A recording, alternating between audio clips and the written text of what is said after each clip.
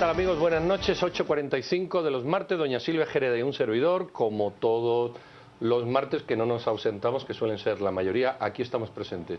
El primer tema que queremos presentarles se refiere al debate que han visto ustedes en estos días y sustancialmente hoy en los medios. Eso que se ha venido a denominar, a mí no me gusta, pero lo voy a decir como lo presenta el secreto bancario, porque mi punto es que no existe secreto, entonces no habría que denominarle secreto bancario.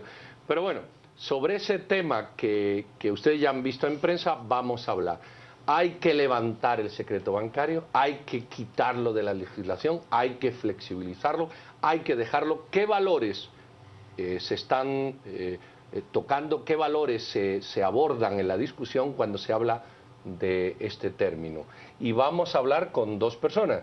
El ministro de Finanzas Públicas, don Julio Héctor Estrada. Ministro, buenas noches, muchas gracias. Y también don Mario Fuentes de Starac, abogado. Don Mario, buenas noches. Y doña Silvia, démosle que la noche es corta y el tema es largo. Muy buenas noches. Señor ministro, quisiera comenzar con usted hablando sobre este tema que realmente ha creado mucha polémica y conmoción en Guatemala, el secreto bancario. Hay un grupo muy fuerte de la población que teme a que los funcionarios públicos puedan acceder a nuestras cuentas bancarias, a que se pierda esta confidencialidad. Cuéntenos qué es realmente este tema que ustedes están proponiendo. Gracias, Silvia. Bueno, primero que todo, esto es parte del proceso de fortalecimiento de la capacidad institucional del Estado de recaudar impuestos, ¿sí? Hemos estado trabajando durante un par de meses en una reforma a la ley orgánica de la SAT. No estamos modificando impuestos, aumentando impuestos. Hemos encontrado que lo más importante es que la entidad tenga la capacidad de cobrar impuestos a los que tienen que pagar y cobrarle a los que no están pagando, cobrarles, y a los que pagan no cobrarles más, sino que mantener un cobro justo. Cuando se habla del tema de, como decía el licenciado Trujillo, no es correcto decir levantar el secreto, porque no se está quitando el secreto bancario. La terminología correcta es, se da acceso restringido para temas de investigación tributaria a la SAT, a la autoridad tributaria, con un proceso muy bien definido y circunscrito a un mecanismo que incluye la consulta con un juez del ramo civil. Entonces, ¿qué es lo que sucede hoy en día?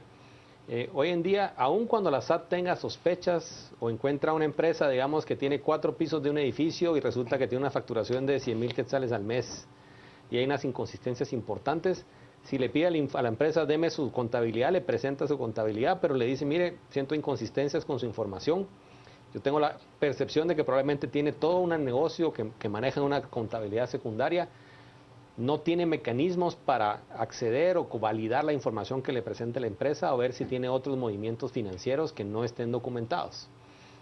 Y esto es el estándar internacional. Entonces es muy importante que en los casos donde la SAT tenga una sospecha en un proceso de auditoría, pueda decir a través de un juez, decirle, juez, aquí está una justificación, consideramos que en este caso sería interesante poder validar con otros bancos del sistema a través de la Superintendencia de Bancos cuáles son los movimientos de este contribuyente. El juez dice, ok, existen razones razonables para sospechar que puede haber alguna evasión, le permite, se abre un caso, tiene un plazo perentorio para tener la información, luego la información se restringe y es administrada por un departamento muy específico de la SAT que se está creando también en la ley orgánica. Y el juez también ya cierra el caso y establece qué tipo de información se incluye y se lleva un récord de cómo fue el procedimiento que se obtuvo para tener información específica. O sea, no es, se abren las cuentas de todos y expediciones de pesca y la SAT está en línea con todas las cuentas de todo el mundo. Es solamente en los casos donde tenga una sospecha o alguna razón para hacer una investigación mucho más específica. Don Mario, desde la perspectiva legal, las razones que da el ministro. Bueno, primero habría que señalar que la Constitución de la República es clara al establecer que está protegida la confidencialidad de toda la información bancaria. Consecuentemente es un tema no de ley, sino que es un tema de Constitución. La ley de bancos y grupos financieros claramente establece que no hay un secreto bancario, sino que lo que hay es una confidencialidad en trasladar información a entidades que no son específicamente las que establece la ley de bancos. Y concretamente, para efectos del lavado, está claro en la ley de bancos que la Superintendencia de Bancos, a través de la Intendencia de Verificación Especial, puede acceder a las cuentas bancarias de los usuarios, y si estableciere pues que hay un lavado de dinero de activos, inmediatamente poner la denuncia correspondiente y que el Ministerio Público proceda. Asimismo, está claramente establecido en la ley que el Ministerio Público, cuando hay una legítima sospecha, como dice el señor ministro, cuando existe un ilícito o una sospecha de un ilícito, pues inmediatamente inicia una investigación con el control jurisdiccional de un juez, ¿verdad? Y puede requerir toda la información a el sistema bancario. Pero entonces, eso está regulado específicamente. O sea, no es cierto que haya un total hermetismo, un total blindaje a las cuentas bancarias. Consecuentemente, la administración tributaria, si percibe que hay un ilícito, ¿verdad?, o determina que hay un ilícito, una legítima sospecha, lo que tiene que hacer es ponerlo en conocimiento del Ministerio Público. Porque hay, obviamente, delitos de carácter tributario. Para que el Ministerio Público, ¿verdad?, con el control jurisdiccional debido, pues requiera la información bancaria, en todo caso, del sindicado, ¿verdad? Pero ya está establecido en la Constitución y en la ley. De hecho, hubo en una oportunidad en el año 2001 que se hizo una reforma al Código Tributario, en que estaba de superintendente de administración tributaria el señor Abadío, y él quería que le trasladaran todas las bases de datos de los bancos a la burocracia. Entonces, se presentó una impugnación ante la Corte de Constitucionalidad y la Corte de Constitucionalidad declaró inconstitucional esa disposición. Consecuentemente, esto no es nuevo, ¿verdad? Eso está ya discutido ampliamente. Ministro, respecto a lo que nos dice el licenciado Fuentes, ¿cuál sería entonces realmente la finalidad de esto si la superintendencia sí puede acceder a esas cuentas al día de hoy? Y yo me quisiera también referir al tema que menciona el licenciado Fuentes sobre Marco Tulio Abadío, que nos garantiza como ciudadanos que no vamos a tener a funcionarios corruptos y que en algún momento utilizaron la persecución fiscal, por ejemplo, en ese momento fue en contra de sus enemigos políticos, en contra de la prensa. ¿Cómo podemos blindarnos también los ciudadanos cuando tenemos políticos nefastos que están pasando y han pasado por nuestro gobierno? Vamos a ver. La reforma que se está planteando ahora incluye una reforma en la ley de bancos, donde se incluye a la SAT como una de las entidades que puede tener acceso a información bancaria en un procedimiento predefinido. Se incluye, tomando las prácticas y las consultas que se han hecho, el hecho que tiene que ser en base al tema constitucional previo a autorización por parte de un juez, que es lo que establece en el caso de las demás entidades públicas, MP o Superintendencia de Bancos, que pueden tener acceso a información bancaria.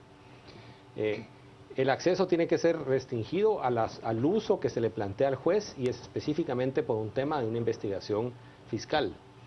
No se puede simplemente decir se hace solo en los casos criminales, porque en muchos casos, y esa ha sido la experiencia en Guatemala, para cuando yo tengo una información de que es un delito penal fiscal fundamentado, para eso yo he construido un caso fiscal muy elaborado, completo, y no es el estándar internacional, ¿sí? Queremos una entidad moderna que administre información, que haga auditoría de manera selectiva, que realmente vaya y encuentre dónde están el origen de los recursos de la gente que realmente está evadiendo. Estamos tratando de realmente capturar a los grandes evasores y también a los pequeños evasores del país. El estándar internacional hoy en día es un acceso de diferente nivel para las autoridades tributarias. No nos permite, por ejemplo, avanzar con la firma de tratados de no doble tributación en Guatemala, porque los demás países exigen que en Guatemala podamos pedir la información bancaria o la información de los contribuyentes de esos países de origen.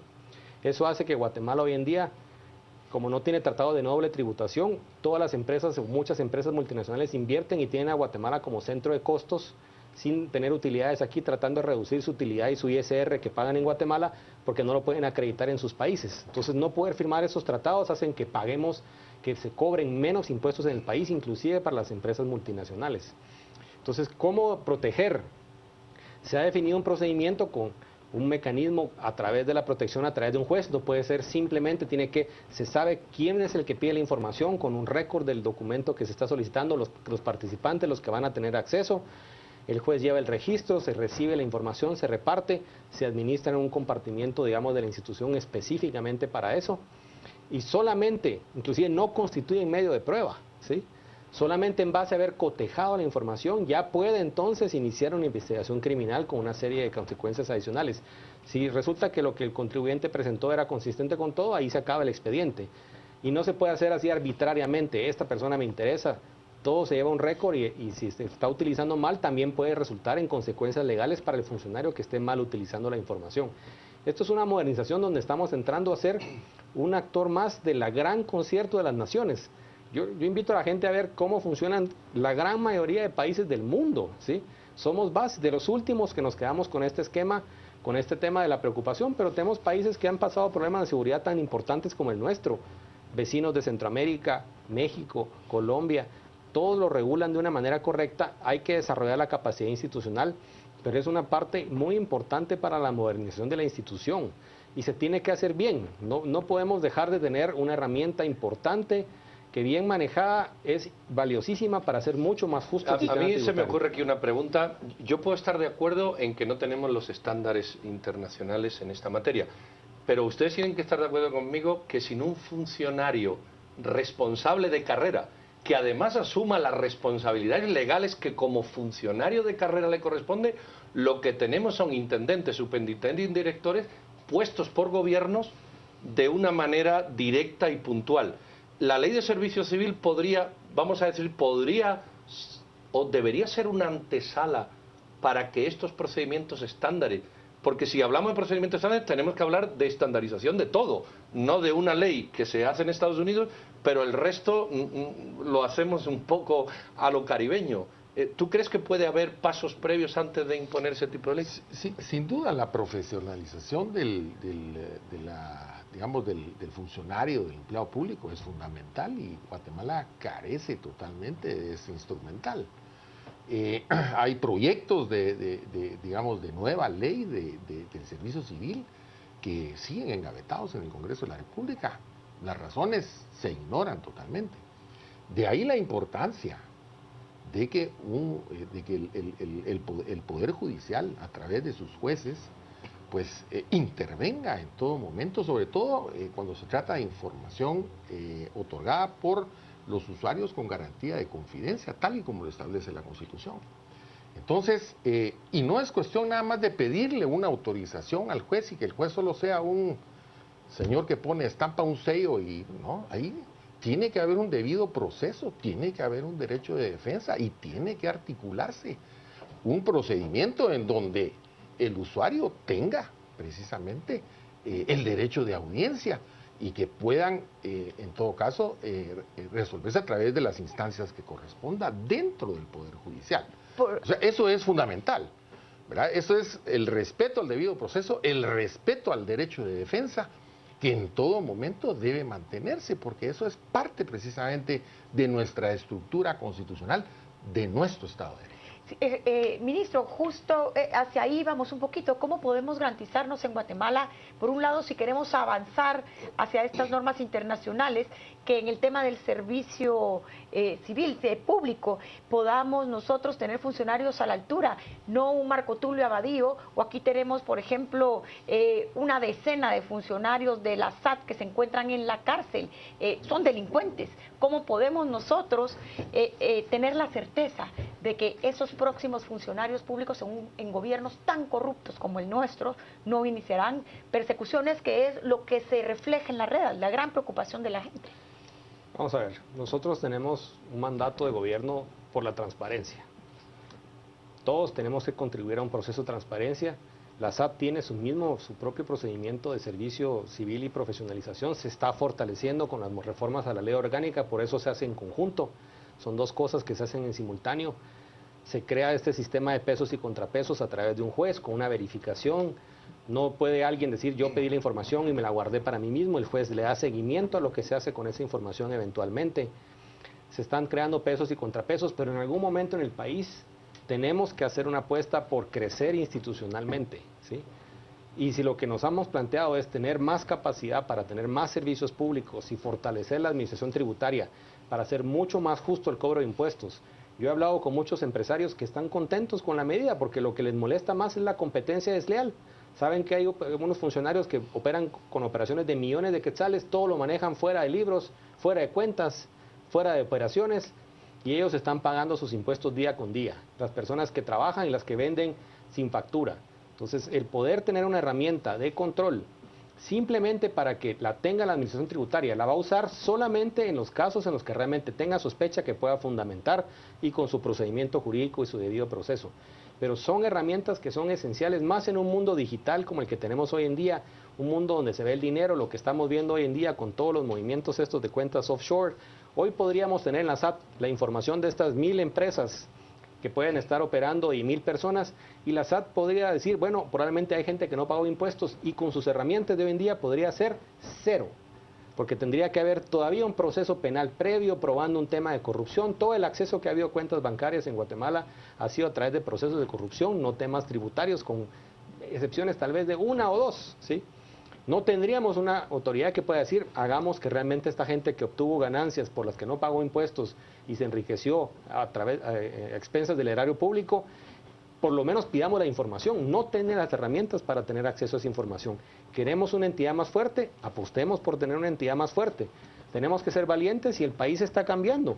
El organismo judicial ha mostrado que tiene maneras de poner en cheque a los funcionarios públicos. Y hay muchos mecanismos para verificar que estén cumpliendo y actuando según su mandato. Entonces es el momento de evolucionar, y como nuestro mandato es fortalecer la institución y hacer la transparencia, estamos persiguiendo y empujando ese tipo de reformas. Mario, entre lo que hay, que tú lo has explicado, lo que quiere que ocurra, que el ministro también lo ha explicado, ¿tú ves un punto de aproximación entre no romper esa confidencialidad y, vamos a decirlo así, flexibilizar el sistema para que responda a estos estándares? Sí, mientras medie, digamos, la presencia de la autoridad judicial y la legítima, digamos, sospecha a la que se refiere el señor ministro sea debidamente acreditada ante juez, respetando el debido proceso, pues yo creo que no hay ningún problema. El problema es cuando, digamos, este tipo de requerimientos se hacen de manera arbitraria, antojadiza, ¿verdad? Que lo único que, como decía Silvia, tiene la finalidad de generar una persecución, terrorismo de Estado. ¿Y tú crees que tenemos ese riesgo todavía? O como dice el ministro, debemos dar un paso a pesar del riesgo. ¿Cómo manejar ese riesgo? Por eso, el debido proceso es fundamental ante juez. Si, como dice el señor ministro, yo desconozco totalmente la propuesta del ministerio. Pues, como dice el señor ministro, hay intervención de juez, hay una legítima sospecha debidamente acreditada y hay un respeto absoluto al debido proceso, el derecho de audiencia y el derecho a defenderse. Yo no le veo ningún inconveniente. Aunque Ahora, la experiencia deja mucho que desear. yo quisiera leerle al ministro alguna de las personas que se han pronunciado en las redes que yo creo que usted debería de responderles. Por ejemplo, una de ellas nos dice: abrirle nuestra cuenta bancaria a los mafiosos del gobierno es como abrirle nuestra billetera a un marero. Los recaudadores de impuestos son más grandes ladrones y quieren seguir robando más. Julio Héctor promueve más deuda, promueve más acoso tributario y promueve más gasto nefasto. Estas son unas pocas de las múltiples que se repican en redes sociales. Vemos que al final existe en la ciudadanía ese temor y una falta de credibilidad absoluta hacia el gobierno, no solo de turno, a los gobiernos anteriores. Hemos pasado por muy malas experiencias. Ministro, ¿qué contestaría usted a estos usuarios? Yo tengo que decirle a un ciudadano común y corriente, a un empresario honesto, un empresario que paga sus impuestos, llevan sus cuentas bien registradas, que no tiene absolutamente nada que temer, ¿sí? Si en algún momento la autoridad tributaria comienza una auditoría, establece que hay una razón para establecer algún tipo de sospecha, se documentará con un juez, se llevará un proceso, se obtendrá información, se confirma y se acabó, se queda documentado por el mismo proceso, digamos, de bitácora del juez, quién fue la persona en la institución, quién fue el auditor que presentó el caso, cómo se fundamentó el caso, qué información se obtuvo. Si más adelante se dieran abusos, automáticamente habría mecanismos de investigación a través de ese mecanismo. Lo que tenemos hoy en día es un sistema donde la autoridad tributaria no tiene realmente herramientas para validar. Cuando hace solicitudes por casos que ya son penales, toma meses de tener las audiencias. La ley en este caso establece un periodo relativamente corto, perentorio de 3 días para resolver, digamos, procede o no procede, con juzgados específicos en el tema tributario que pueden decir hay suficiente base para, en este entorno que nos están planteando, solicitar la información a las entidades correspondientes y cuidarla bien. Lo que es importante es que nosotros no trabajamos solo en esto, estamos trabajando en muchos mecanismos de transparencia, todo el tema de compras y contrataciones, la subasta inversa, los mecanismos de registro. Estamos haciendo mucho más transparente el proceso de presupuesto. El mandato que entendemos es: queremos un gobierno que funcione. Entonces tenemos que gastar mejor, pero tenemos que subir la capacidad de gasto del Estado cobrando impuestos de forma justa. Lo que ha estado pasando en Guatemala es que los que pagan, pagan bien, y los que no pagan nada, y las empresas que son cumplidoras tienen una enorme competencia desleal. Y el mejor mecanismo es fortalecer la SAT para que realmente haga que paguen todos razonablemente lo que les toca. Y esta herramienta, hablen con quien hablen de cualquier institución tributaria del mundo, ¿sí? Es un paso, no quiere decir que porque la SAT tenga esto va a funcionar mucho mejor, pero es una condición necesaria, y sobre todo que le da mucha más certeza a los procesos y mucha más claridad a los contribuyentes. La exministra Melcarren Aceña nos dice que lo que puede estar en peligro es la integridad y la privacidad de las personas que garantiza la Constitución. De alguna medida, esto lo hablaba el licenciado Fuentes, puede haber una violación a esa privacidad e integridad de los guatemaltecos. Pero yo, digamos, ¿en qué forma estaría violada su privacidad? La investigación tiene que ser en el ámbito tributario, quiere decir que saben que contribuye, se solicita la información para ver si los movimientos bancarios son consistentes con sus declaraciones tributarias. La información es consistente, se archiva y se queda guardada en un lugar muy particular con un récord que queda registrado en el requerimiento que se hace a través de un juez. Si alguien libera esa información, está cometiendo un delito penal importantísimo de violación de secreto, como ya lo cometería si libera la información de sus declaraciones tributarias. Ya la SAT tiene la obligación de mantener secreto las ganancias, las utilidades, los activos, las declaraciones, la contabilidad de las empresas. Entonces es importantísimo que la privacidad no cambia, siempre se respeta en un debido proceso, pero de que puede haber algún riesgo de algún abuso menor o una persona que utilice información específica, eso pasa con todo. A mí me han quedado ganas de contar un ejemplo en propias carnes, pero me lo voy a reservar, la privacidad de la SAT, de los temas de estos y las demandas penales. Bueno, ahora está el señor en prisión, pero no por el caso que hizo. Mario, ¿crees que el contexto social, político, legal, judicial, es propicio para esa aproximación, si ustedes quieren, de poner esto en práctica? ¿O crees que toda la credibilidad, o crees que todavía queda algo por limar antes, dando por bueno que la herramienta sirve, ¿verdad?, antes de poner la herramienta en marcha? Sin duda, en este momento la población tiene un grado de escepticismo enorme con respecto al Estado, al gobierno. Acabamos de pasar por un proceso muy grave de escándalos de corrupción. Y está bien, pues se está hablando de los ingresos tributarios. Se va a tratar, habría que analizar, ¿verdad?, la protección judicial que se establece con este mecanismo. Pero está el otro lado, por ejemplo, todo el sistema paralelo de gasto público, fideicomisos, fondos sociales, toda esa parafernalia de instrumental de despilfarro, de derroche, ¿verdad?, en el sector público. Eso no se le ha entrado. Y la población está exigiendo que haya absoluta transparencia y que el Estado funcione de acuerdo con la estructura formal que establece la Constitución. Los ministerios son los que deben ejecutar presupuesto, son los que deben encargarse del despacho de los negocios del Ejecutivo, no los fideicomisos y todas esas estructuras opacas que han generado precisamente una desconfianza tremenda de parte de la ciudadanía. Así que yo creo que todo va de la mano, ¿verdad? Porque entonces, ok, le queremos entrar al tema tributario, está bien, pero ¿y el otro lado? No vemos absolutamente nada diferente. Yo creo que le acaban de dar más trabajo, ministro. Hay aquí una pregunta que dice: el movimiento reformador solicita interpelación al ministro de Finanzas Públicas. ¿Sabe por qué eso? No tengo conocimiento de las razones por las cuales solicitan la interpelación. Bueno, como lo preguntaba un lector, ¿cree que el licenciado Fuentes Aral le acaba de abrir una caja de Pandora? Es decir, no solo la ley, sino es consciente de alguna manera de todo esto, ¿verdad? Si me permiten, por lo menos el último 30 segundos, lo primero que dijimos nosotros es que tenemos que entrar al tema de gastos. quiero actualizar al licenciado Fuentes de Escará que ya hoy en día los fideicomisos completos operan en el techo presupuestario de contabilidad del Estado y con ley de contrataciones, ¿sí? Con la última reforma Hay que se hizo en diciembre. suprimirlos, porque son de gasto público, no son de inversión. Y los de gasto público operan, digamos, con los mecanismos y se están suprimiendo. Son ilegales. Ya casi no quedan. Son ilegales, se están son cerrando los inconstitucionales. más importantes y se están dejando terminar. Estamos haciendo esfuerzos importantes en la parte de gasto. Y eso es una cosa tanto más importante que esto. Lo que pasa es que nosotros tenemos un mandato de hacer funcionar al gobierno. Y yo creo que hay mucha más... Es muy importante poder tener los recursos para darle funcionalidad al gobierno, cumplir con los requisitos de la población y no queremos subir impuestos. Es un compromiso importante. Queremos hacerlo a través de evitar la injusticia de que unos pagan y otros no pagan descaradamente, ¿sí? Con una entidad que no tiene fuerza y que inclusive era presa de corrupción. Eso es una realidad. Entonces estamos poniendo orden, atacando la corrupción y dándole las herramientas con una modernización integral a la institución. Muy bien, ministro Héctor Estrada, señor Fuentes de Escará, muchas gracias. Bueno, yo creo que en esta flexibilidad de la que se hablaba y en esta intención de aproximar, al menos nos tenemos que tomar este año para ver efectivamente si hay una convergencia de acciones. Tampoco podemos juzgar a un ministro que lleva un mes que ni siquiera ha hecho el presupuesto y que cuando se lo han readecuado tampoco se lo han readecuado como él quería. Yo creo que cuenta con la confianza de que estas cosas van a converger hacia bien y al menos los que pagamos impuestos estamos muy felices de que todo el mundo contribuya de la manera como usted dice que justamente le corresponde. Ministro, muchas gracias. Don Mario, muchísimas gracias.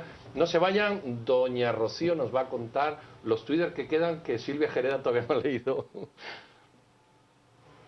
Gracias, Pedro. Buenas noches. Usted sabe que para nosotros lo más importante es su opinión, así que esperamos sus comentarios en nuestras redes sociales. Vamos a comenzar con Jorge. Es que no da miedo lo legal y lo legítimo. Lo preocupante es con los delincuentes dentro y especial fuera de la administración. Raúl nos dice, si el dinero es lícito, ¿por qué temer?